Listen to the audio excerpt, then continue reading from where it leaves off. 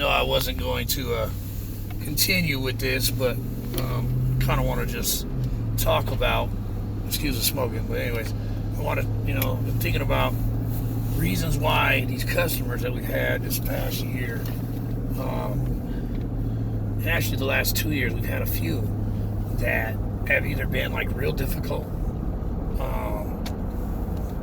or do something that ends up screwing us over on some money. And I mean, I'm talking significant amounts. The first one I thought was catastrophic, and that's because I had surgery. This guy tried to work us over on a deal. We were hurting at the time. I shouldn't have took it. So that was kind of a lesson learned. And then we had an employee rip us off, and it hurt us bad. And so we bounced back from that and started off great in the spring this year, at the beginning of 2018 in the spring. And we did good pretty much, for a while. And then I took a job on, and it was supposed to start June 1st and go about a month, be done in July. Well, I wanted to get a soil test done. We didn't get it done. I told him about it. He didn't want to spend $1,000, which is what it would cost, which, in hindsight, I'll never do that again. I'll make sure it gets done. But we ran into about 15 feet of sand.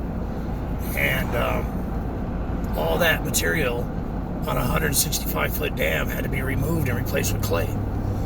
And so the customer helped me find the material, the clay, and was supposed to be trucked in. I ended up having to bring my trucks, and needless to say, we had another rental, month's worth of rentals, which was another almost $20,000. Did a lot of extra landscape work, so that let us to stay longer. I mean, all of our profit, every bit of money was spent on equipment, wages, materials, liners, clay, or no, not the clay, but trucking, and everything else. There was nothing left, and we still were upside down.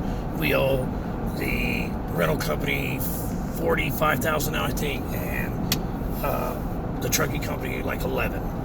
And so, we're talking a significant amount of money. But this guy, he knew what the deal was from the beginning. He knows how much it costs. And I just wonder what makes a person, when you get a relationship like that going, that will try to get what they can for free. And he basically just told me, hey, there's nothing I can do about it. Ran me off. Basically threatened to call the cops if I came back. And then he proceeded to have, the trucking company lady was going to put a lien on the house when she told me, and I gave her the information for the house, and she went and talked to the guy. Well, of course he lied. Oh yeah, I paid that in full. Well, then this lady starts hounding me, and I mean, she's posting bad reviews, she's threatening me, she's did everything to destroy me. And then the customer actually called Aquascape, who used to be we used to be installers for, and told them a bunch of crap. And so we ended up, they took us out of their program on a contingent like investigation thing to look into it. Well, I just told them, hey, we're done. If that's all it takes, you don't have any loyalty towards us, then we're done. And so we opted out of being with them. There's too much politics and bullcrap going on anyways in that whole situation. So anyway, so that was another one. Then towards the end of this season, we had another one. And this job, I was almost 100% sure it was supposed to be great. He wanted it done in October. I think he contacted me in August. And he ended up getting some virus given by deer mice that almost killed him. Couldn't get a hold of the guy forever, and then he finally calls me back and he's like, yeah, we need to hurry and get this done. So we signed a contract and everything. I come down there, and we start doing everything we need to do. Actually, I ordered a liner. He told me, okay, I don't have it drained yet. There's a bunch of hunters up here. I said, okay, so we put it off. And then after we put it off for a little while, we ended up going back up.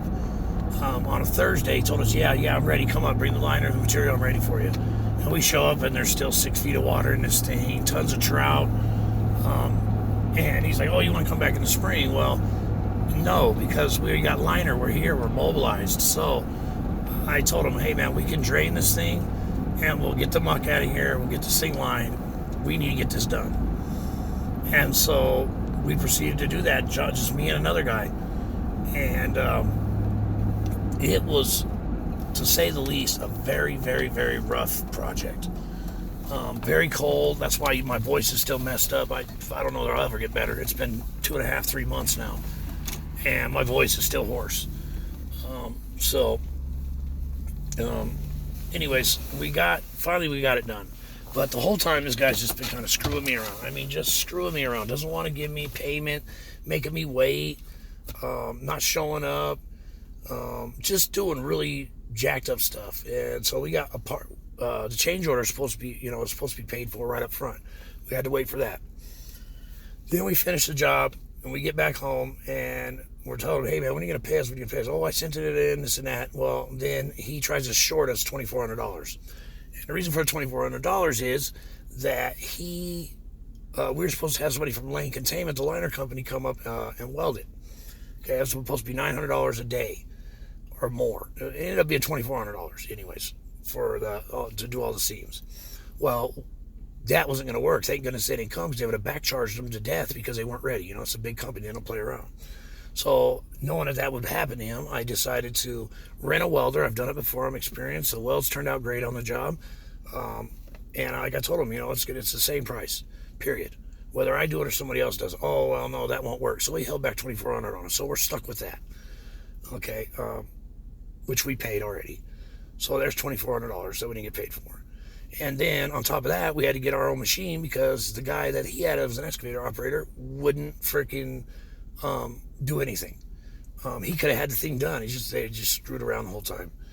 And so I ended up getting another excavator. I had to drive to Granby to get it. And we ended up having that for a little over 2 weeks. And the day we left, he said, hey, man, anything over, you just tell him I got a good relationship with him, have him call me, blah, blah, blah, I'll pay for it. Okay, good. So we ended up paying the $1,200, or no, yeah, it was $1,200 a week. We ended up paying $1,200. And then this guy really starts tripping, oh, it isn't all paid, and this and that. I told him, get a contact Max. Talk to the guy, Max. Max said, I ain't paying nothing. So he ends up not paying that, and we end up paying for that as well. So now we're talking another $1,200. So we're up to what, $3,600. So, I cut him a deal on the change order, charged him dirt cheap for the geogrid so the ground would be stable. I mean, we did a lot of stuff, saved a bunch of money for this guy, and he doesn't want to pay us the remainder of the money that's owed. So I don't know what it is about people that anywhere they can cut your throat, even if you do good work, they're going to cut your throat.